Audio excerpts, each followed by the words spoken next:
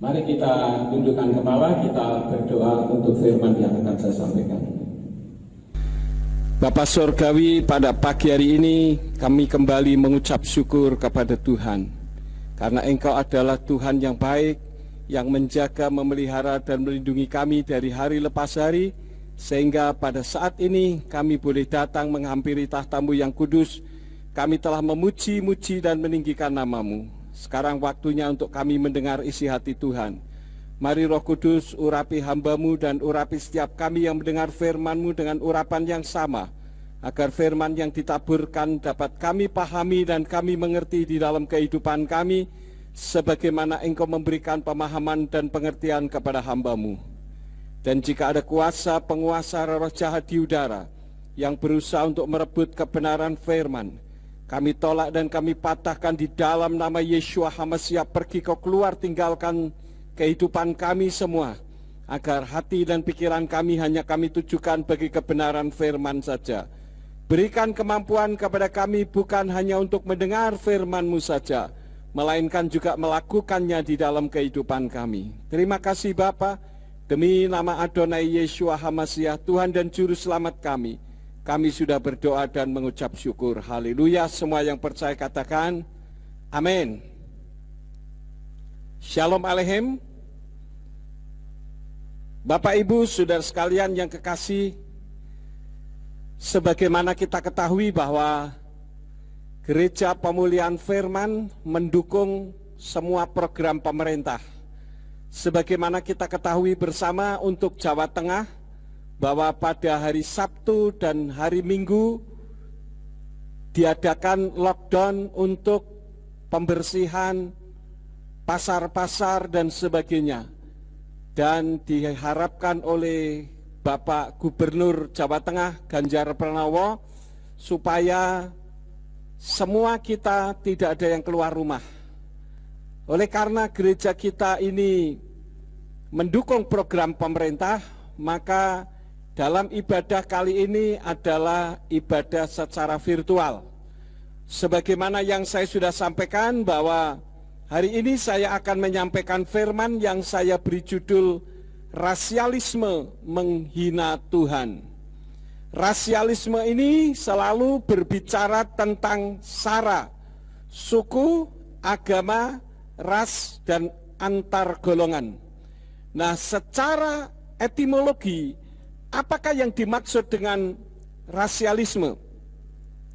Secara etimologi, rasialisme adalah suatu penekanan pada ras atau pertimbangan rasial, menekankan perbedaan sosial, budaya, antar ras. Itulah yang disebut dengan rasialisme.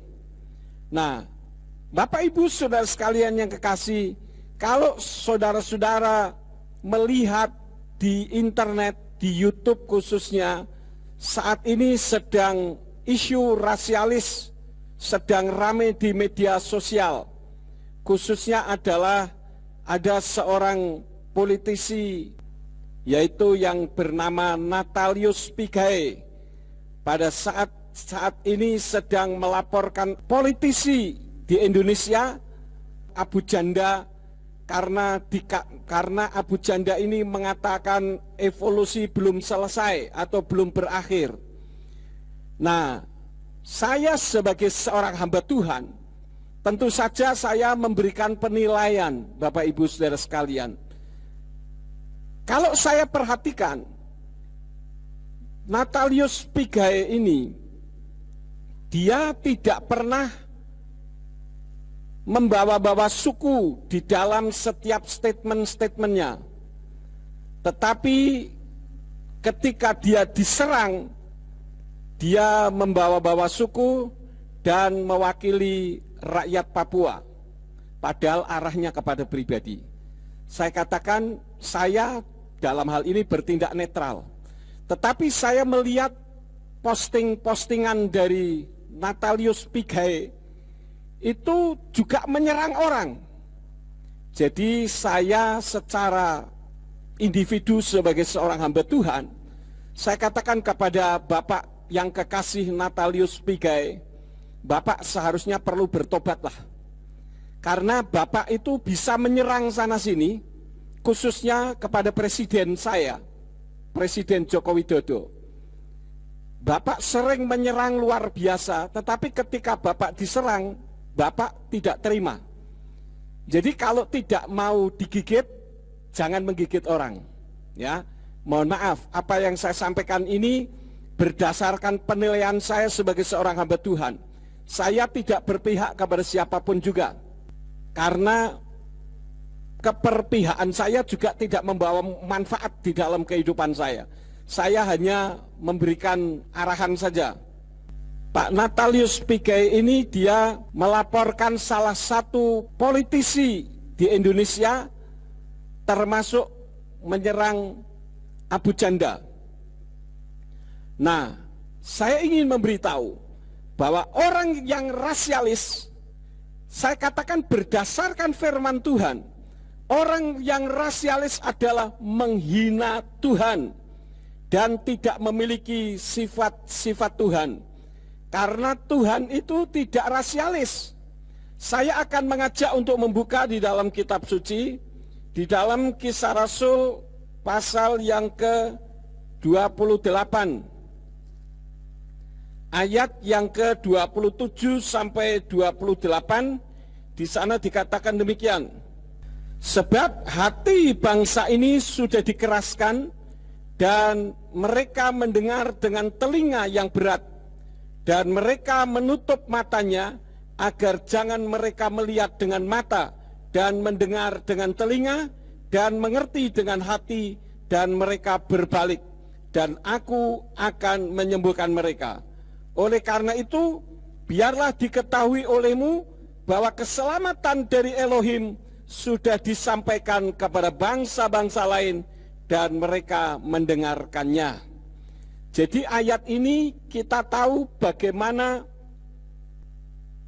Tuhan menyelamatkan umat manusia tidak memilih-milih.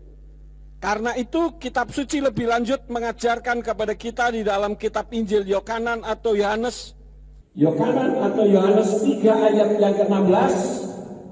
Di sana dikatakan sebab Elohim demikian mengasihi dunia ini sehingga dia mengaruniakan putranya yang tunggal supaya setiap orang yang percaya kepadanya tidak akan binasa melainkan dapat memperoleh hidup kekal.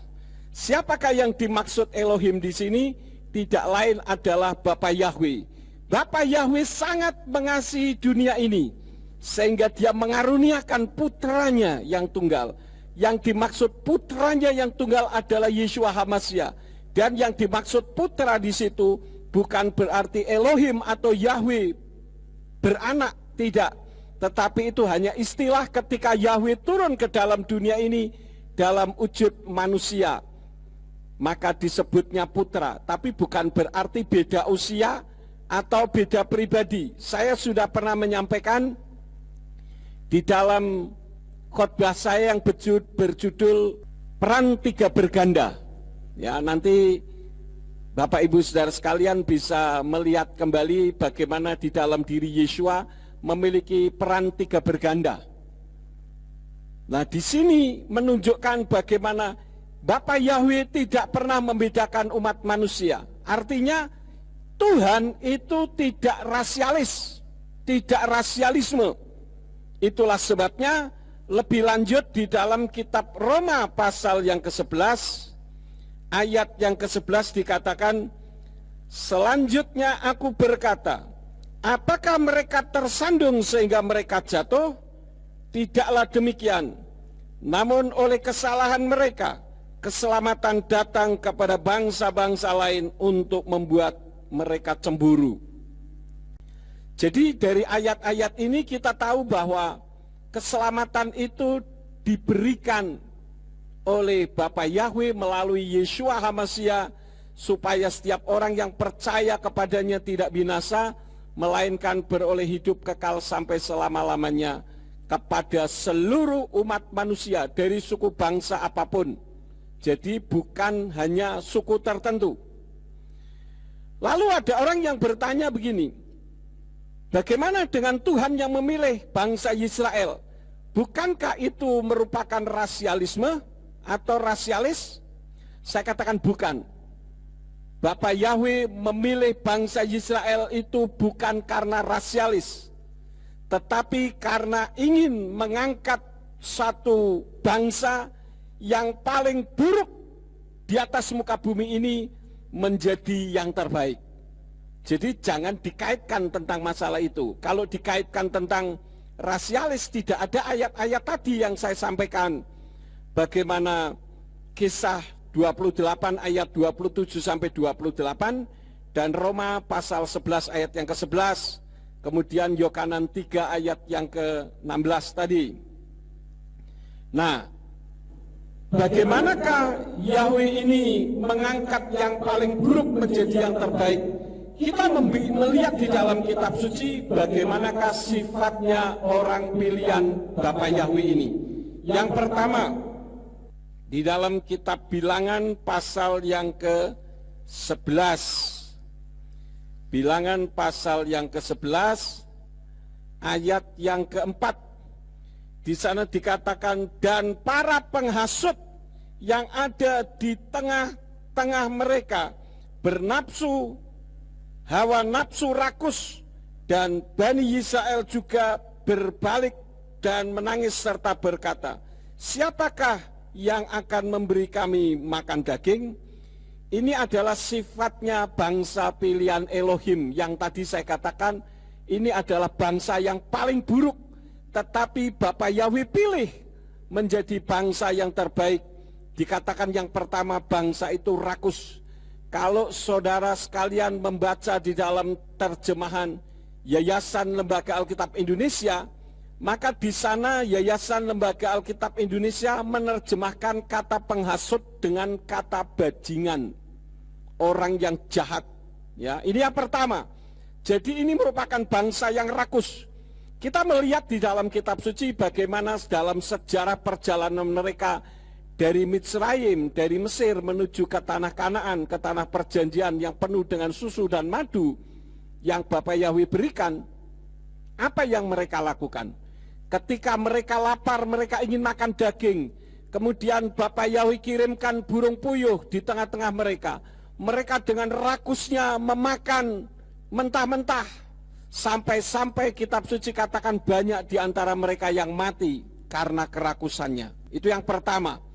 Jadi ini adalah bangsa yang paling buruk, yaitu bangsa yang rakus, di mana di dalam terjemahan Yayasan Lembaga Alkitab Indonesia disebut penghasut dengan kata bajingan. Ini adalah orang yang sudah tidak baik, kira-kira begitu. Yang kedua, saya ajak untuk Bapak Ibu Saudara sekalian melihat di dalam kitab Hakim-Hakim pasal yang ke-19. Hakim-Hakim pasal yang ke-19 ayat yang ke-25.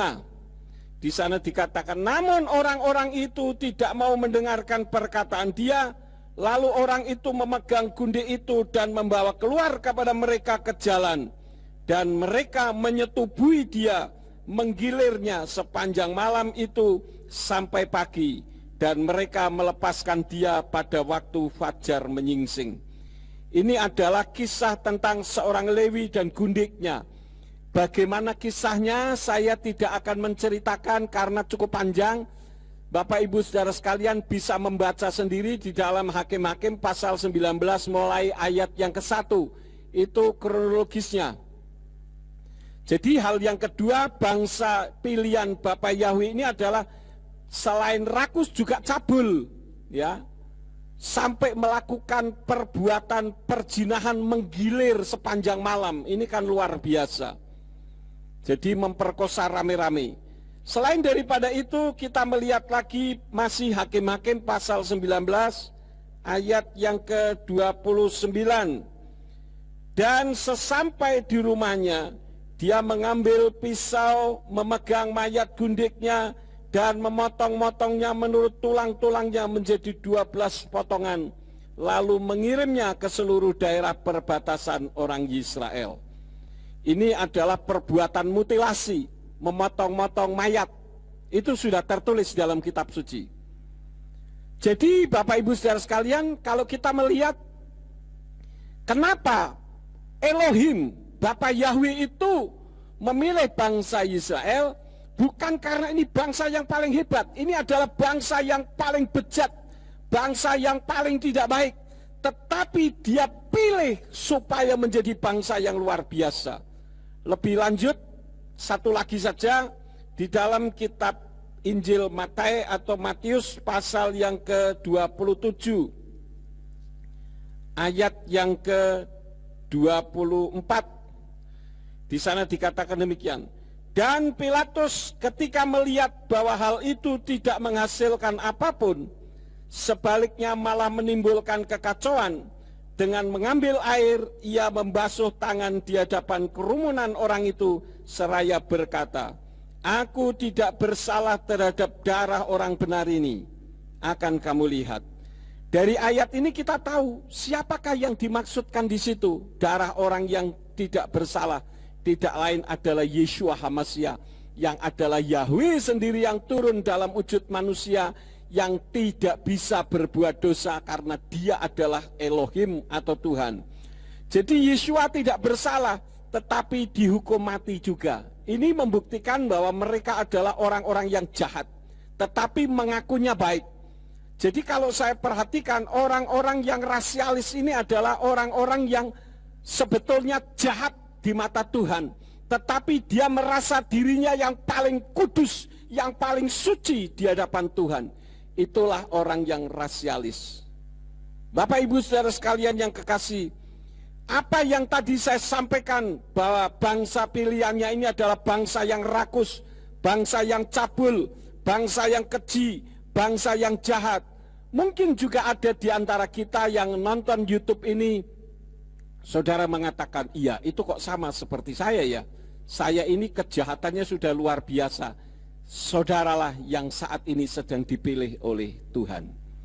Bukan merupakan satu kebetulan kalau saudara nonton YouTube ini, tetapi ini merupakan rencana Tuhan karena Tuhan mengasihi saudara dan Tuhan ingin menyelamatkan saudara seperti bangsa Israel yang diselamatkan.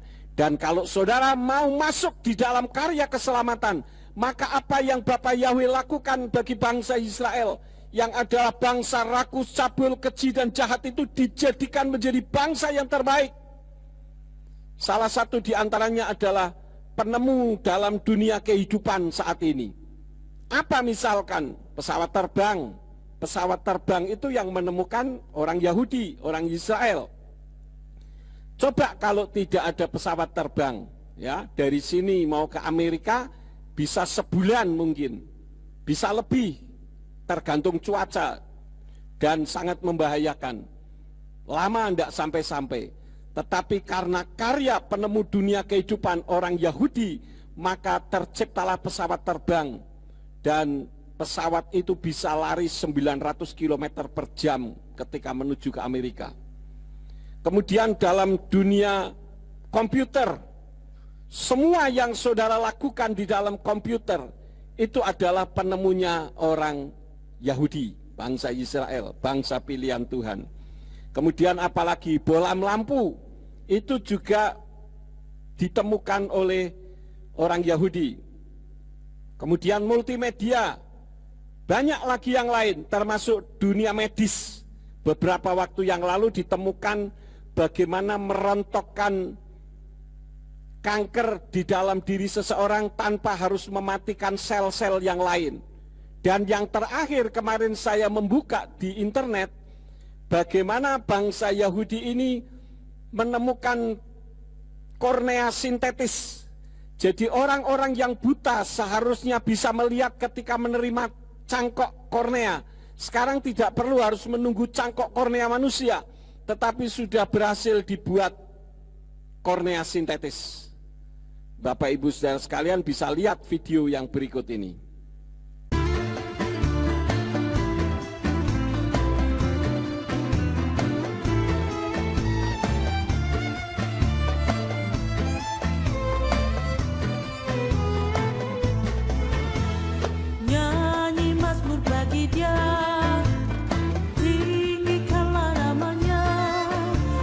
Raja, segala raja, pujilah Elohim.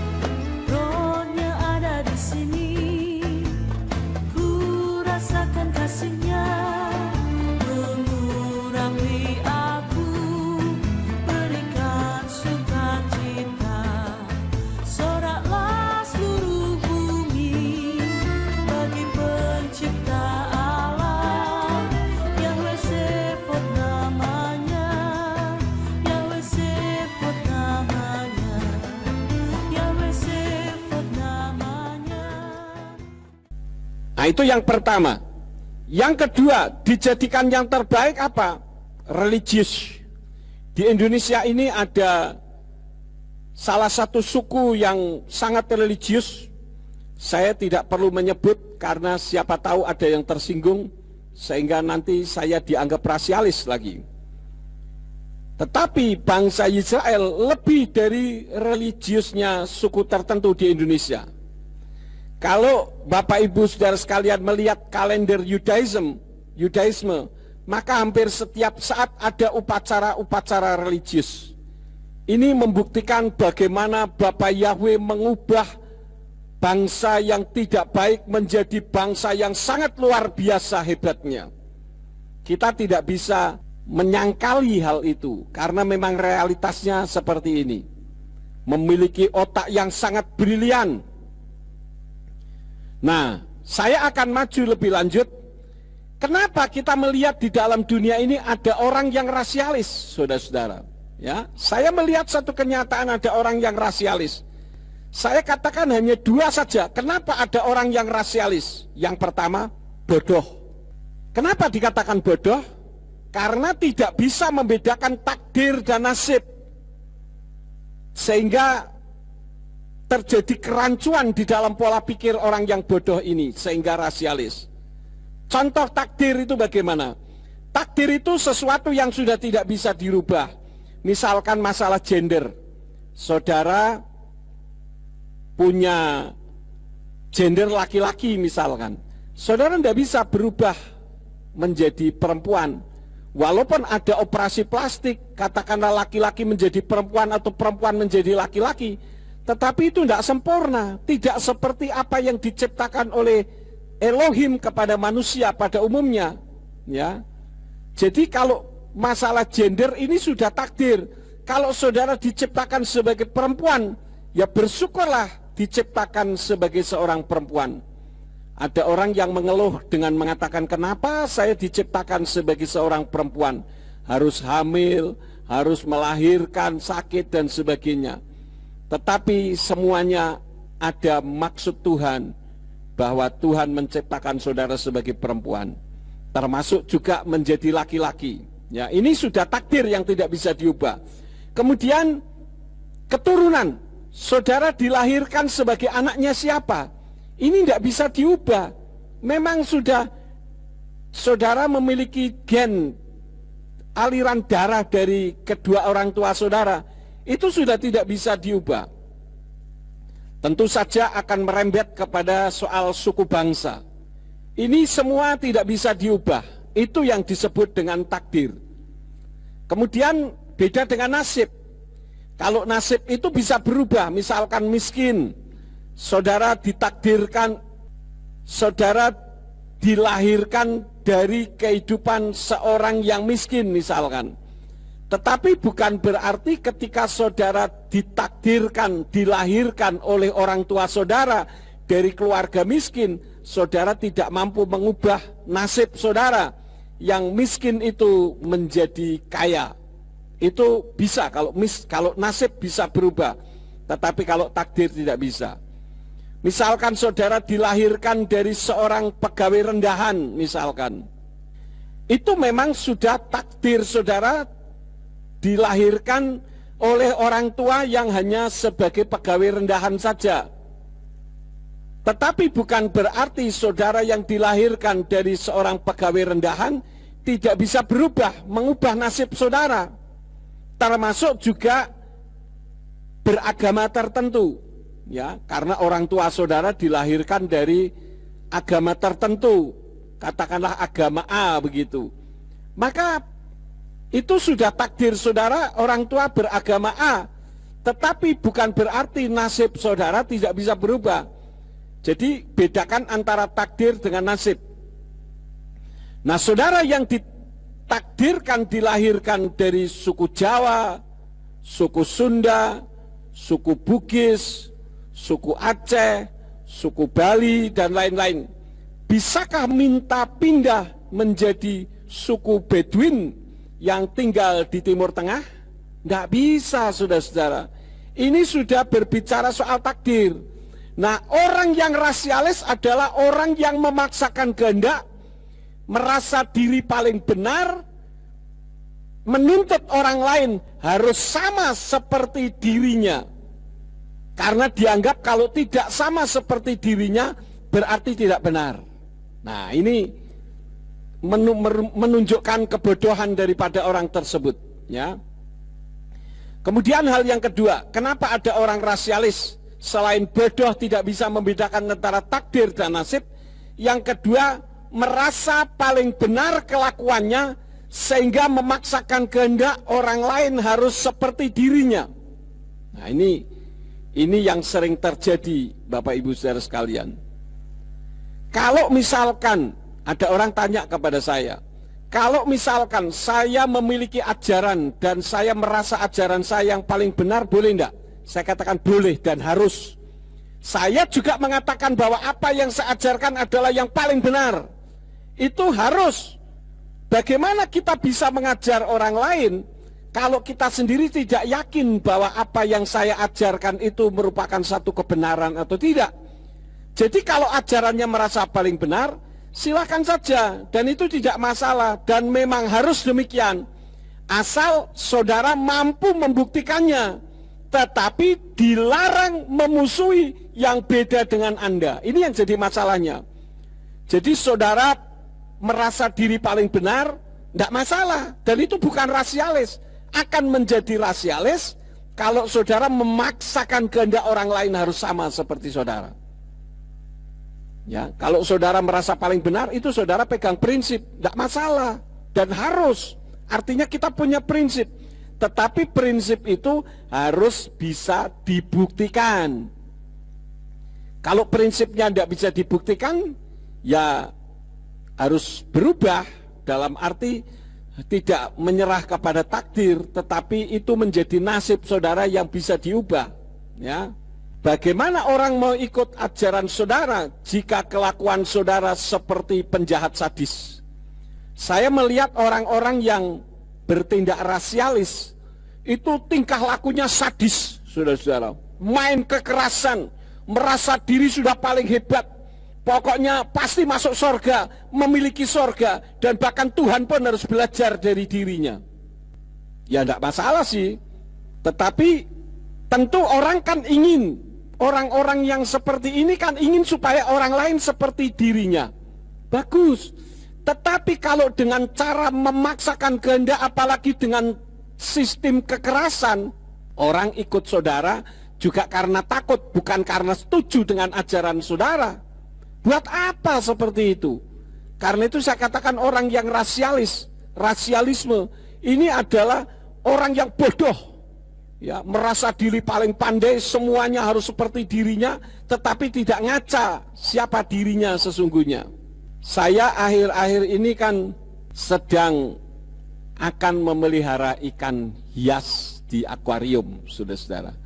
Nah, saya akan memberikan contoh. Ya, hewan yang dalam hal ini saya akan berikan contoh adalah ikan. Ini sebetulnya lebih bodoh daripada manusia. Tetapi ternyata ikan itu tidak rasialisme.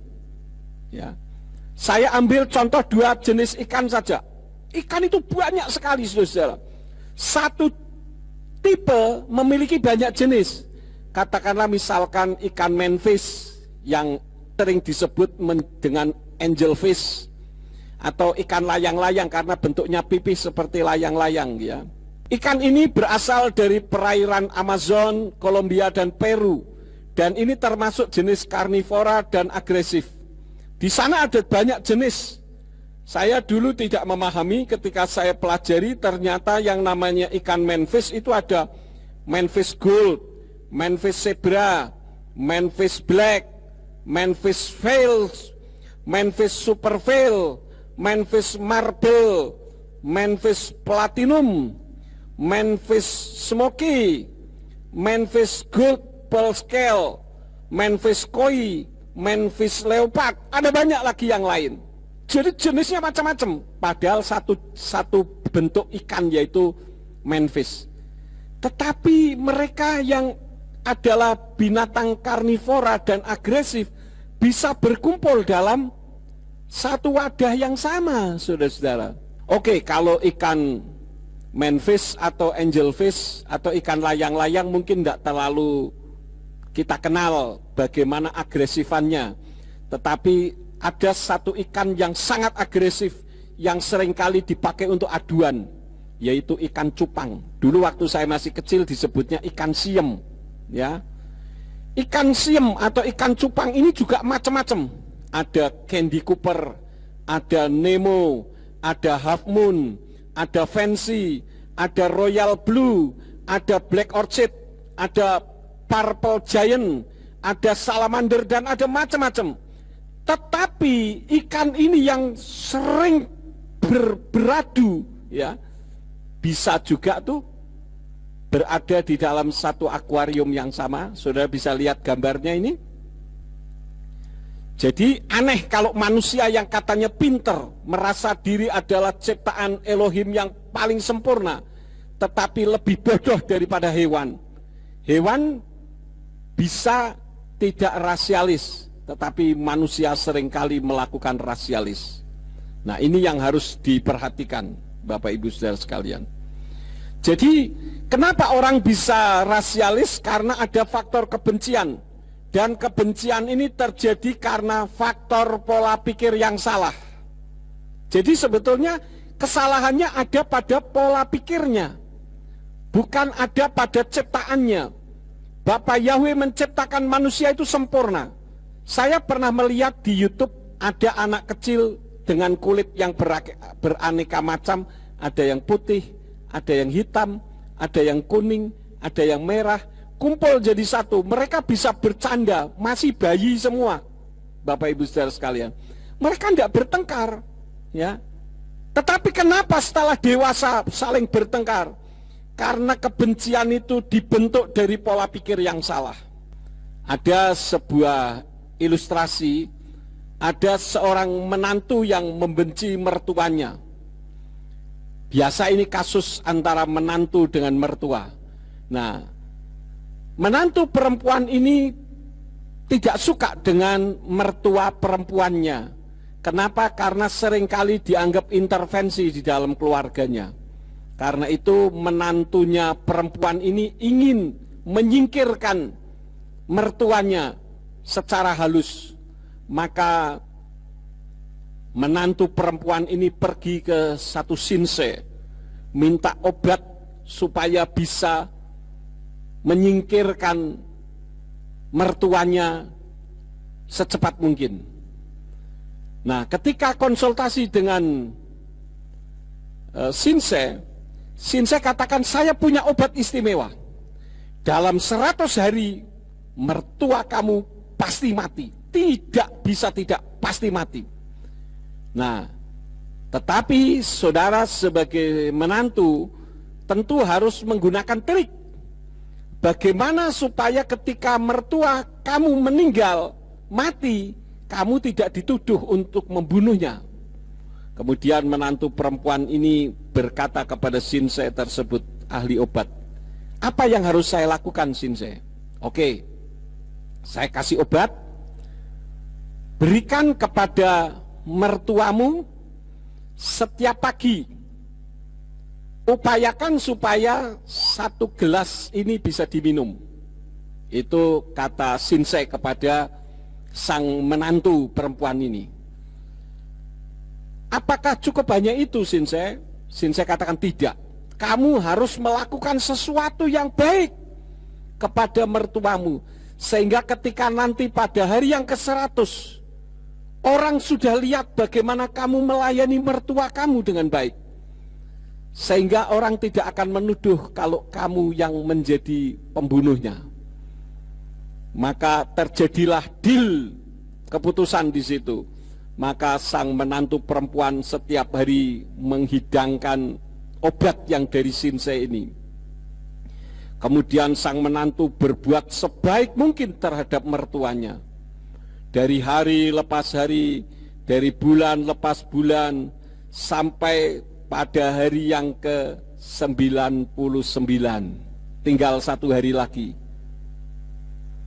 Sang menantu ini tanya kepada Sinse, Sudah tinggal 1 hari lagi Shinsei. Tapi kenapa tidak ada tanda-tanda mertua saya mau mati? Tunggu saja, tinggal 1 hari, kamu lihat hasilnya. Maka pada hari yang terakhir, si mertua ini berusaha untuk melakukan sesuatu yang baik terhadap menantunya, karena sudah 99 hari sang menantu melayani dengan baik. Jadi dari hari lepas hari, sikap tingkah laku mertuanya ini berubah karena melihat menantunya melayani dia dengan baik. Maka terjadilah ikatan batin yang luar biasa. Pada hari yang ke-100, ketika sang menantu ini akan memberikan obat yang terakhir, sang menantu jadi tidak tega. Kemudian dia pergi kepada Shinsei. Dia katakan, Shinsei, saya ingin supaya Shinsei membuat satu obat yang menawarkan racun yang Shinsei sudah buat selama 99 hari, karena saya melihat mertua saya begitu baik terhadap saya. Dia perhatian dengan saya, dia sangat mencintai saya. Saya tidak ingin mertua saya mati. Maka apa kata Shinsei? Shinsei katakan bahwa, baik, permohonan kamu saya kabulkan. Berikan obat yang terakhir ini kepada mertuamu, nanti mertuamu akan sehat. Maka yang terakhir dia berikannya, dan tidak terjadi apa-apa. Sang menantu datang lagi kepada Shinsei dan tanya, terima kasih Shinsei, karena mertua saya tidak jadi mati. Obat Shinsei luar biasa manjurnya. Maka si Shinsei mengatakan, sebetulnya obat yang saya berikan itu bukan racun, tetapi obat yang menyehatkan mertuamu. Dan kamu saya minta untuk melayani dengan baik. Ketika kamu melayani dengan baik, maka mertua kamu berubah sikapnya menjadi seorang mertua yang baik, sehingga di antara kalian terjadi jalinan komunikasi dalam alam supranatural, sehingga kalian menjadi orang yang saling mencintai. Nah, dari kisah ini Bapak Ibu Saudara sekalian, kita mengetahui bahwa kebencian itu terjadi karena pola pikir yang salah. Sebetulnya kalau sang menantu ini punya pola pikir yang baik, dia sudah diizinkan untuk menikah dengan anaknya, tentu dia akan mengasihi mertuanya. Kalaupun terjadi selisih paham, itu hal yang lumrah, hal yang biasa, dan itu bisa diselesaikan dengan baik-baik. Maka tidak akan timbul kebencian. Jadi rasialis itu disebabkan karena kebencian akibat dari pola pikir yang salah. Jadi orang yang rasialisme itu jelas-jelas menunjukkan kebodohannya, karena mengharuskan semua orang sama dengan dirinya, padahal kita harus menyadari bahwa segala sesuatu tidak perlu harus sama. Ya, misalkan kalau semuanya dituntut sama, tidak ada keindahan, saudara-saudara. Misalkan kita mau semuanya putih, semua lantai ini semua dicat mimbar ini semua saya pakainya baju putih, semua putih, semua putih. Tidak ada sesuatu yang indah di sana. Justru karena berwarna-warni itulah jadi indah. Ya, Gubernur Jakarta saja sampai mau ngecat genteng berwarna-warni karena tahu kalau genteng berwarna-warni itu indah. Ya kan? Nah, kita harus menyadari bahwa semuanya tidak harus sama. Seperti dirinya itu tidak sama. Coba kita melihat di dalam 1 Korintus pasal yang ke-12. Saya akan ajak Bapak Ibu Saudara sekalian membaca di dalam 1 Korintus pasal yang ke-12 ayat 12 sampai ayat yang ke-23. Saya akan baca cukup panjang ayatnya. Tolong saudara perhatikan kitab suci saudara yang demikian bunyinya. 1 Korintus 12 ayat 12 sampai 23. Sebab bahkan sebagaimana tubuh itu satu dan dia memiliki banyak anggota, dan semua anggota dari satu tubuh, karena ada banyak merupakan satu tubuh, demikian jugalah manusia. Sebab juga oleh satu roh kita semua telah dibaptis ke dalam satu tubuh, baik orang Yahudi maupun Yunani, baik hamba maupun orang merdeka, dan semuanya telah diberi minum dalam satu roh. Sebab tubuh juga bukanlah satu anggota, melainkan banyak. Seandainya kaki dapat berkata, karena aku bukan tangan, aku tidak berasal dari tubuh. Dalam hal ini, benarkah dia tidak berasal dari tubuh? Dan seandainya telinga dapat berkata, karena aku bukan mata, aku tidak berasal dari tubuh. Dalam hal ini, benarkah dia tidak berasal dari tubuh? Jika seluruh tubuh itu sebuah mata, di manakah pendengaran? Jika seluruhnya pendengaran, di manakah penciuman? Namun sekarang Elohim telah menempatkan anggota-anggota itu satu persatu dari mereka pada tubuh sebagaimana dia kehendaki. Dan seandainya semua adalah satu anggota, di manakah tubuh? Namun sekarang memang ada banyak anggota, tetapi satu tubuh. Dan mata tidak dapat berkata kepada tangan, aku tidak mempunyai kebutuhan akan engkau. Atau lagi kepala kepada kaki, aku tidak mempunyai kebutuhan akan engkau. Malah sebaliknya, banyak anggota tubuh yang menganggap sebagai yang lebih lemah, dia itulah yang diperlukan. Dan mereka yang kita anggap sebagai yang kurang terhormat dari tubuh, kepadanya lah kita melingkupkan kehormatan lebih banyak.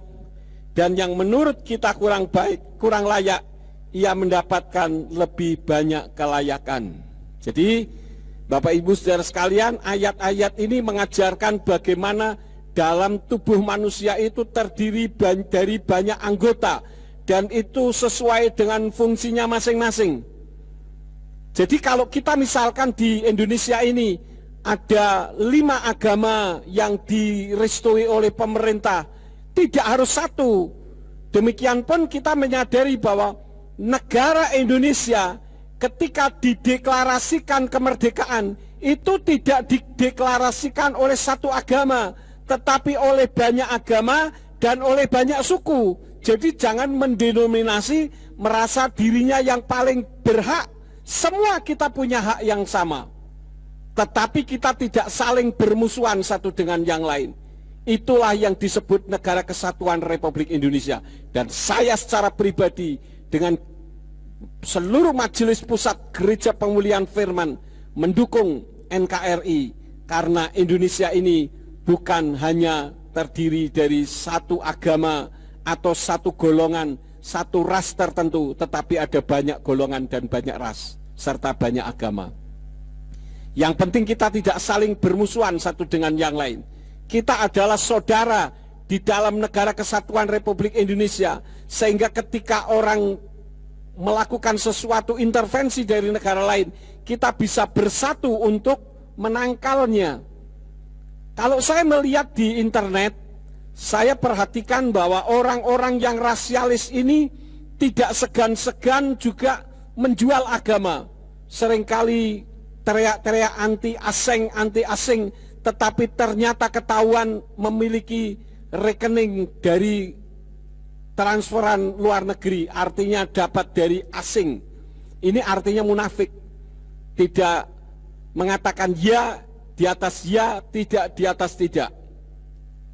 Jadi kalau di dalam kitab suci ini diumpamakan satu anggota tubuh, misalkan di ruangan ini ada satu butir durian yang sudah matang. Ketika saudara masuk ke ruangan ini, siapa yang lebih dahulu tahu kalau di tempat ini ada durian? Tentu kita semua sepakat, hidunglah yang mengetahuinya. Hidung mencium ada bau aroma durian. Berarti pikiran kita langsung match bahwa di ruangan ini ada durian. Kemudian dicari. Ketika mencari, siapa yang punya peran untuk mencari? Mata, bukan telinga. Karena durian tidak bunyi, hanya bau. maka mata yang mencari. Ya. Ketika mata mencari, kemudian kedapatan, siapa yang berperan? Tangan. Tangan mengambil durian itu, kemudian menaruhnya. Lalu apa yang dikerjakan lagi? Tangan membuka menggunakan pisau, kemudian terbelahlah durian tersebut. Setelah itu apa yang dilakukan? Durian itu dimakan. Ya, siapa yang makan? Mulut. Kemudian setelah mulut makan, mulut bisa menikmati, tetapi yang kenyang perut. Ini adalah sesuai dengan fungsi masing-masing. Hidung tidak boleh protes. Enak aja kamu mulut, kamu tidak menemukan pertama, kamu yang makan. Tidak bisa begitu. Coba kalau misalkan mulut bilang, ya sudah, kamu saja hidung yang makan. Kemudian diambil, masukkan ke hidung, apa yang terjadi? Mati orang, saudara-saudara. Jadi orang yang rasialis adalah orang yang tidak mampu membedakan dan tidak bisa menghargai harkat dan martabat orang lain. Dan saya katakan di awal tadi, orang yang rasialis seperti ini adalah orang yang menghina Tuhan, karena orang itu tidak tahu bahwa Tuhan tidak pernah rasialis. Saya sangat mengucap syukur dengan Menteri Agama yang baru, yaitu Gus Yakut Khalil Qomas. Beliau adalah Menteri Agama yang dapat saya rasakan sebagai Menteri Agama semua agama di Indonesia. Kalau selama ini Menteri Agama hanya satu agama saja. Kemarin saya melihat di internet bagaimana ruangan Kementerian Agama, karena ini mendekati Imlek, ada lampu-lampu lampion berwarna merah bernuansa Imlek. Wah, ini belum pernah terjadi sepanjang umur, saudara-saudara. Kemudian nanti pada saat ada upacara agama yang lain, nuansanya berubah, kan sesuatu yang indah seperti ini, ya. Yang anehnya adalah orang mengaku dirinya orang Indonesia, makan minum di Indonesia, KTP juga Indonesia, tapi membenci Indonesia. Ini pasti orang yang bermasalah, saudara-saudara, ya.